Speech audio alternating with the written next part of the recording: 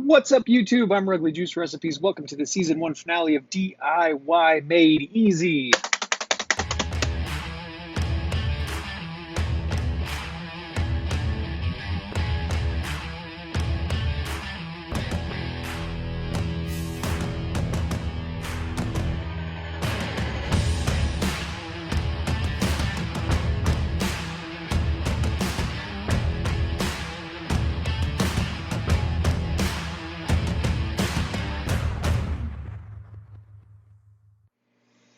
We've got a lot of new subscribers here, and I really appreciate all the support, and you've all come just in time to see the end of this season.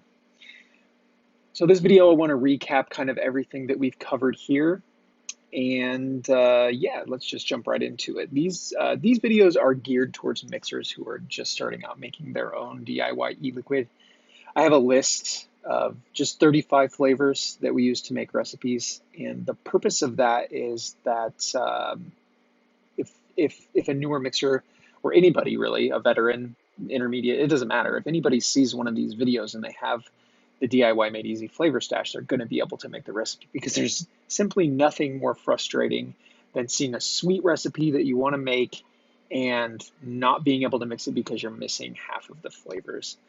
So, and it's not just that. We cover a lot of things other than just simply making recipes because there's tons of things that veterans take for granted, that maybe that maybe we don't really have to experience anymore because we're just a little bit more advanced. So, like I said, I want to recap kind of everything that we've covered in this series so far. And if it's mentioned in here, there's a video on it somewhere. If you look back in the playlist, you can find that if you're curious. The first thing that we covered was everything that you need to make your own DIY e-liquid. I recommend a scale. You're definitely going to need bottles, VG, PG, and flavors. So the list of 35 flavors is going to be down in the description of this video. And I was going to count how many recipes we came up with, and I didn't do that, so oops. We also covered how to use an e-liquid calculator like ATF or ELR. And then I covered the 5 S's of DIY. These are just kind of simple rules that I really wish somebody would have told me when I first started out because they help tremendously when you don't have a ton of experience with flavors or with mixing. So the 5 S's of DIY are simple, steep, sweetener, small, and single. Simple just means keep your recipe simple. Steep. Steeping is very, very important for your flavors. It gives them time to kind of settle down. Sweetener. The benefit of sweetener is that the flavors that we use are aromas. Most of what you're getting, you taste through your nose. But when you put sweetener in your e-liquid, you also get your tongue involved in that tasting, and it just makes things taste way more saturated and delicious. And yeah, I think sweetener is something that's really, really important for getting a good quality flavor. Small. So if you're making a recipe for the first time, even if it's made out of flavors that you know that you like, make a small batch. Make 5 milliliters, make 10 milliliters. Let it steep. Make sure that you like it before you go making 120 milliliters of it because it sucks to have to throw something away or just, let something sit there and then you're like looking at it and being like, oh, I got to use that. And then every time you try to use it, you don't like it. So yeah, when I'm developing recipes, I'll make 3 milliliters, just tiny little batches. And if it's gross and you have to throw it away, well, at least you don't have to feel super terrible about it because it's just a tiny little bottle. And the last S of DIY is single. I think that single flavor testing is the single most important thing for especially newer mixers. Understanding what it is that your flavors taste like on their own without any other flavors with them will not only improve your ability to put flavors together, but Sorry, too much talking. Had to vape. It will not only improve your ability to put flavors together, but it might also give you ideas, you know?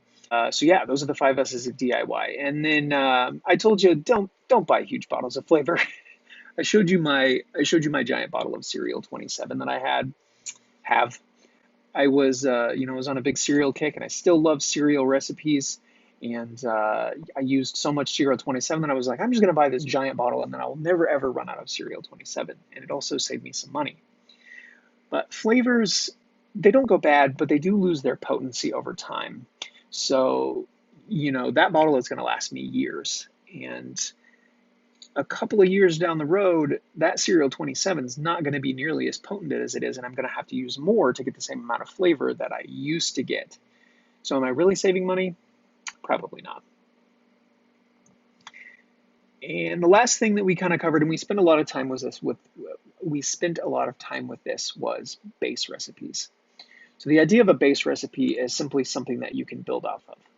One of them that we did was cheesecake. We came up with a real simple, just kind of cheesecake with a little bit of graham crust that you can build off of. You could add other things to it like fruits or really whatever you wanted.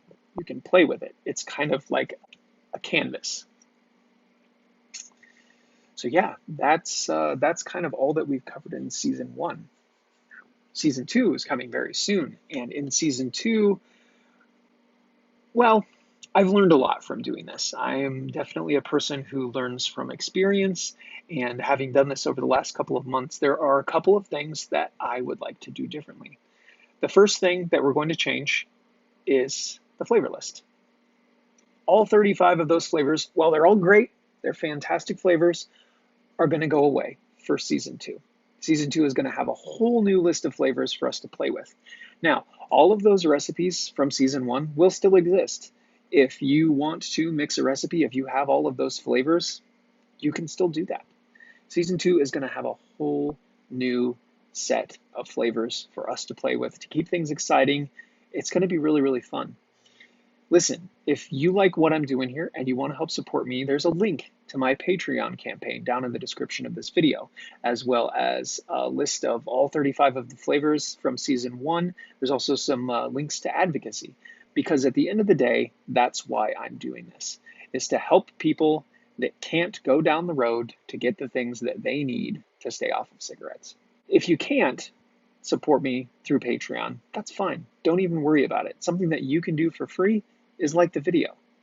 Comment down below what you think about what I'm doing here. I really do appreciate all of your support. It's fantastic. I love you guys so much. Thanks for joining me for season 1 of DIY Made Easy, and I will definitely see you in season 2.